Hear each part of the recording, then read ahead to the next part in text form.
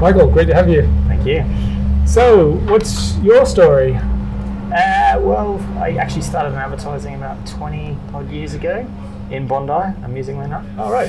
And started there for a few years and then moved over to the UK.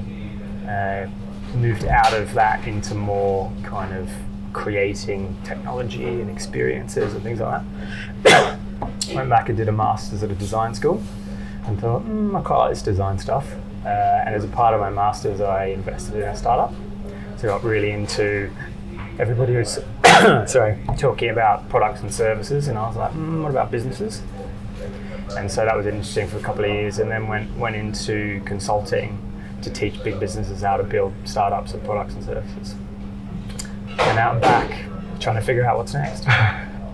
So what factors? So what might you do? What are the projects? What are the ideas? What are you looking to do? I've kind of split my life in three. Mm-hmm. I kind of say that I help creativity succeed today, tomorrow, and in alternative futures. And so the today work tends to be with corporates working on products and services. And then I'm helping out a couple of startups at the moment for tomorrow. So one around helping product owners in large tech companies, which is keeps you on the edge when you have to kind of get quite specific and detailed. And then alternative futures is I learned about a space called speculative design about 8 or 9 years ago.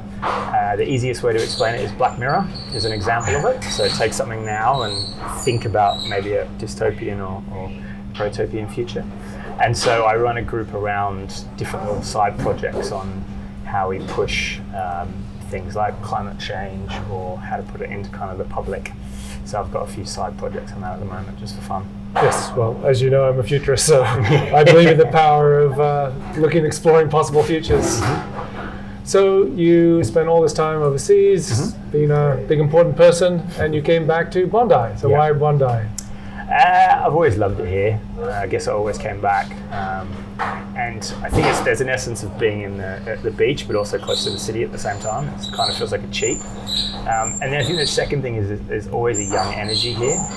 And it could be travellers or it could be whatever. But I think even as the area kind of gentrified and grew up, it's great to see that kind of young energy still happening. And that seems to be a South American influx now, but they're doing their own little businesses or their own things, their own events. And I kind of like that balancing act of the youthful energy, but also, it's a nice place to live. That's interesting. Yeah, for me, it's like saying, okay, you got beach and you got global city in one. Hey, all right, that's good. So the youthful energy, I think, is really important. It does cycle over different nationalities or groups, whatever, being here, but it's always fresh and young. Yeah, exactly. So what do you think the potential is for Bondi and what we could make of it from here? Yeah, I think a lot of places I've travelled and been, it seems like they all start in a little network. So there's this kind of park in San Francisco where one cafe was where a lot of VCs started and worked, and it still works like that. And I think you could say the same in London, around kind of East London. There's the same sort of thing. There was those few coffee shops where all the VCs. Yeah. And I think people will go to where they want to live to a certain extent. Yeah. And I think, why wouldn't you want to live here? I think there's a lot of creative people here generally. I think that's always a good base and start. Yes. Lots of places have started just with great parties and great drinks and that serendipity. And I think that's actually just a great place to start. And I feel like that's one of my friends is the Bondi hipsters, and I think they've made a great joke about that kind of culture that's already here. Yeah. I guess it's now about what's the next stage of that. What's the interesting things that you could start to set up at the kind of next layer of building that community, being a little bit more connected. Yes. And then thinking about how that works, I think outside Australia. So I think the startup scene is really strong in Australia, but can often think maybe not enough beyond the country.